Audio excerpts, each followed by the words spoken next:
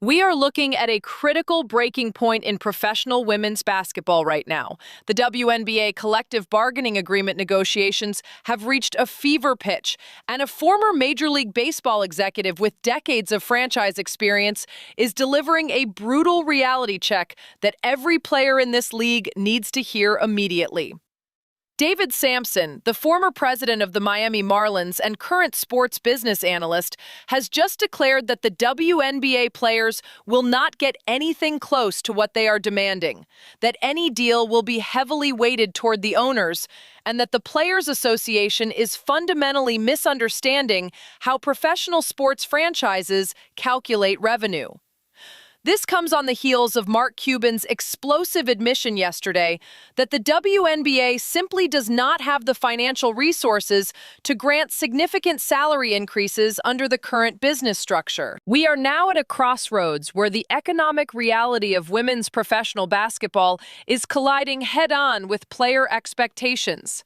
And according to Samson, if the players do not accept the disadvantage they are operating from, this entire negotiation could collapse. If you want to understand where professional sports business is heading and how these high-stakes negotiations actually work behind closed doors, you need to subscribe to this channel right now, because we are breaking down the financial mechanics that nobody else is willing to explain this clearly. Hit that subscribe button. Make sure you are still subscribed, because platform algorithms are actively unsubscribing users. And understand that what happens in these negotiations will set the precedent for women's sports economics for the next decade. David Samson is not some talking head offering hot takes from the outside.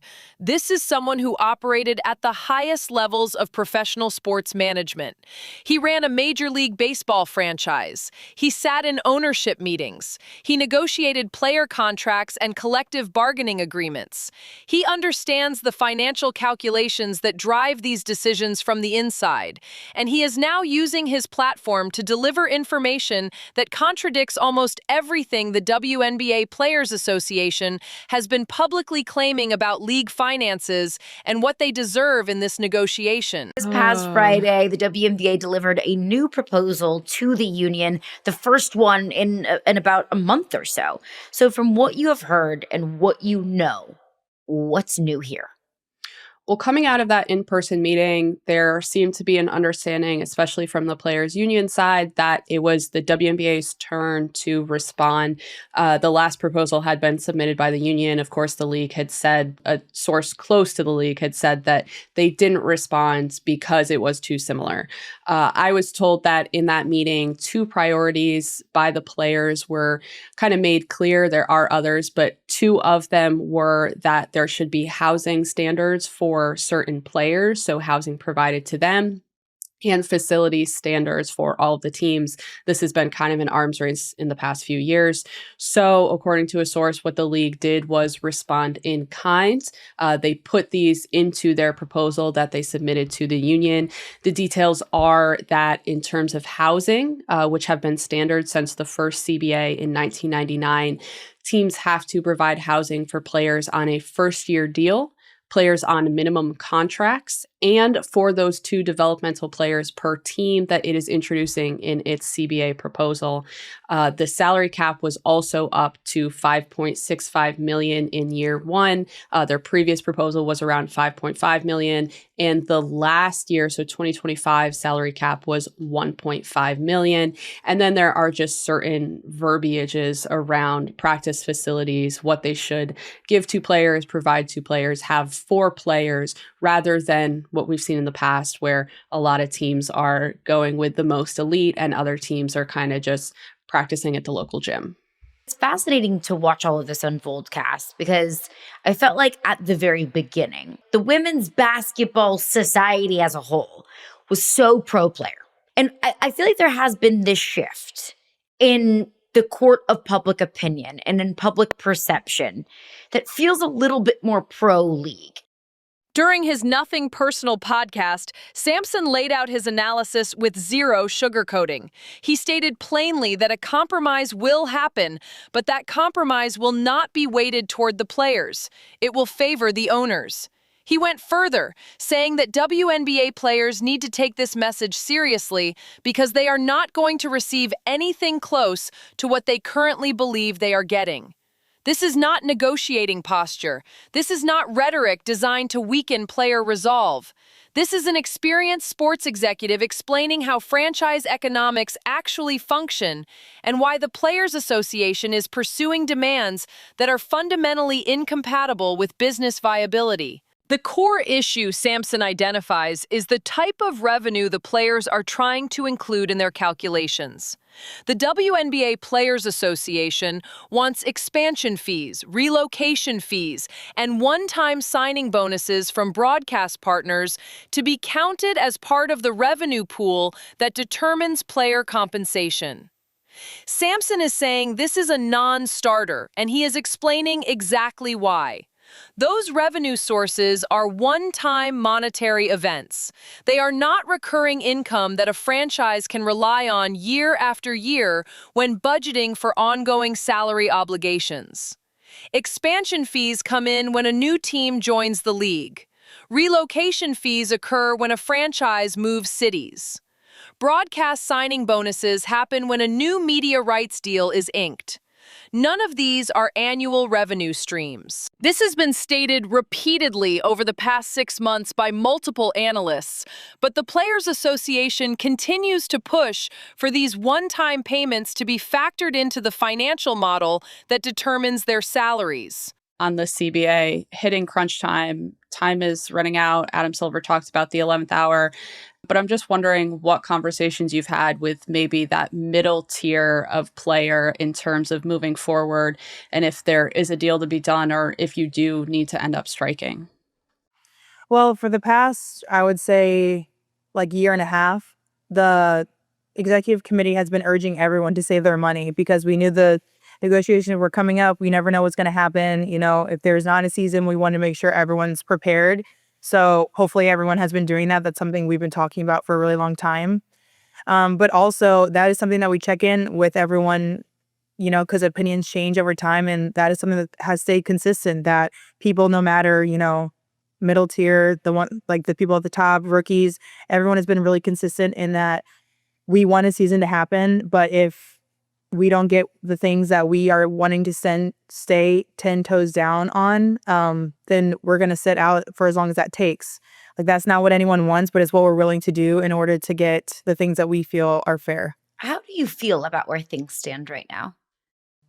I think that things are moving. Like, we are not where we want to be, but I think negotiations are trending in the right direction. And that's what you want. You want movement. You don't want to be in a stalemate. You want there to be hope for the future. And I do have that. I think there has to be a lot of movement in some, you know, in a lot of places in the CBA. But the fact that we are moving, I think, is really hopeful. You are teaming up with Icy Hot. You have a very special community event taking place in Miami, the home of Unrivaled. So tell us a little bit about that and what you're up to with them. Yeah, we're really excited to partner with Icy Hot, the Tukolsi Center we call them comeback courts. And it's just like a way to give back to the community. We're here in Miami. We want to be a part of the community here as well. The Tukolsi Center has been a part of this community for a really long time. And so to be able to partner and bring these beautiful courts, we're really excited to have that here today. And, you know, this is something that we hope that the kids in this community will grow with in the future. And it'll just add to this place and hopefully help them grow as players and as people. The problem is obvious once you think about it for more than 30 seconds. Player salaries are recurring annual obligations. Teams commit to paying these salaries every single year of a contract. You cannot fund recurring obligations with non-recurring revenue. That creates a financial time bomb where the money runs out, but the salary commitments remain. Samson explained that expansion fees and relocation fees are not calculated when determining the viability of a business going forward. These are windfalls that might happen occasionally, but they come with their own associated expenses. Expanding the league requires infrastructure investment, marketing campaigns, facility arrangements, operational scaling, and administrative overhead. That expansion fee is not pure profit that gets divided among existing teams. Much of it gets consumed by the costs of expansion itself. The same applies to relocation fees, which involve the expenses of moving a franchise, establishing it in a new market, and building a fan base from scratch. The Players Association is essentially arguing that the league should treat irregular windfalls as if they were guaranteed annual income and commit to permanent salary increases based on that assumption. Samson is saying this will never happen, and the more the players insist on it, the more certain it becomes that no deal will be reached. From an ownership perspective, this demand demonstrates a fundamental misunderstanding of sports franchise finance, and it signals that the players are negotiating from a position of unrealistic expectations rather than economic literacy. Now we have WNBA Players Association President Nneka Ogwumike making public statements that suggest the players might be starting to recognize the reality of their situation. In an interview with USA Today Sports, she acknowledged that someone is going to have to fold in these negotiations. That is a significant admission. Up until now, the public messaging from the players has been defiant, insisting they deserve a much larger share of league revenue and that the money is available if the owners would simply agree to share it fairly. Ogwumike stating that someone will have to fold suggests an internal recognition that the players do not have the leverage they thought they had. She went on to say that the players do not believe what they are asking for is unfair, but that they understand this is a negotiation and compromises will be necessary. She expressed confidence that talks are trending in the right direction, but emphasized the need to stand strong in what they believe and ensure they receive a fair cut of the pie they are building together with the league. This language represents a subtle but important shift.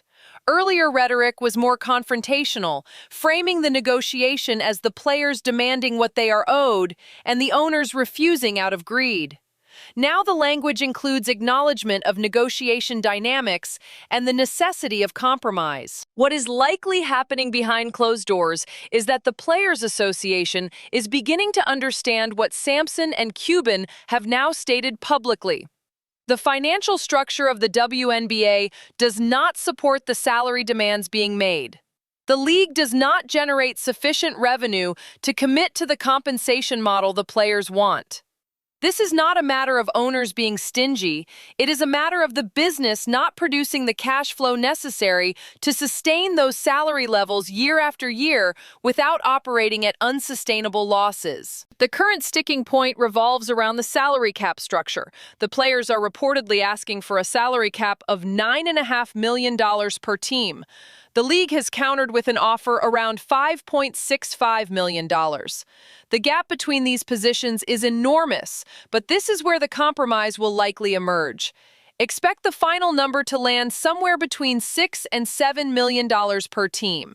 That represents an increase from current levels, which allows the players to claim a victory and sell the deal to their membership. But it falls well short of what the players initially demanded, which reflects the economic constraints the league is operating under. Samson predicts this will play out over the next 2 weeks with increasing urgency as both sides approach a drop-dead deadline. There will be public statements about how far apart they remain. There will be speculation about whether the season might be delayed. Then, right before the final deadline, a deal will materialize. The players will get a modest salary cap increase and slightly better compensation terms. The league will avoid committing to revenue-sharing models based on expansion fees and one-time payments. Both sides will declare the agreement a win, even though it will be heavily weighted toward ownership priorities, exactly as Samson predicted. Mark Cuban's comments yesterday added significant weight to this narrative. When a billionaire sports franchise owner with decades of experience publicly admits that the WNBA does not have the money to pay substantial salary increases, that is not spin. That is not negotiating tactics. That is someone with insider knowledge explaining the financial reality. Cuban proposed an alternative compensation model based on name, image, and likeness deals, similar to college athletics, but that proposal is unlikely to be adopted in this negotiation cycle. What matters is that he confirmed what analysts have been saying. The league's current revenue does not support the salary demands being made. The importance of high-profile figures like Cuban and Samson making these statements publicly cannot be overstated. The players need to hear from credible sources that their financial expectations are disconnected from the league's actual economic capacity.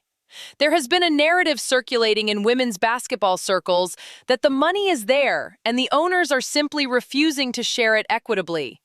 That narrative is comforting because it frames the players as victims of greedy ownership, rather than participants in a league that is still building its revenue base and cannot yet support salaries comparable to more established leagues. Cuban and Samson are dismantling that narrative with facts. The revenue is not there. The business model does not support it. The salary demands are not viable under current financial conditions. This is not about fairness or respect or valuing women's labor. This is about mathematics. You cannot pay out more than you bring in without eventually collapsing the entire enterprise. The WNBA has been subsidized by the NBA for years, which has allowed it to survive despite not being independently profitable. But that subsidy has limits, and ownership groups are not going to commit to salary structures that would require increasing that subsidy indefinitely. The Players Association is going to have to make a choice. They can continue insisting on demands that are economically unviable and risk either a prolonged work stoppage or owners deciding to shut the league down entirely. Or they can accept a more modest increase that reflects the league's current financial capacity and continue building the business toward a future where larger salaries become sustainable. Everything points toward the latter option, but it will require the players to publicly step back from their initial demands, which creates the appearance of losing the negotiation, even if they secure meaningful improvements over the current agreement. Expect some kind of dramatic gesture from the players in the final days before the deadline, something designed to generate social media attention and create the impression of strength and solidarity. Then expect them to sign a deal that gives them incremental improvements but falls well short of their stated goals. They will frame it as a hard-fought victory that sets the foundation for future gains. The league will emphasize the salary increases and improved terms. Both sides will move forward, and the 2025 season will happen on schedule. But the underlying tension will remain. The WNBA is a league with growing popularity and cultural relevance that still does not generate the revenue necessary to compensate its players at levels comparable to other professional sports.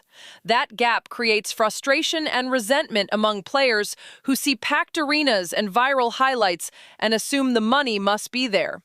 The business reality is more complicated. Revenue streams take years to develop.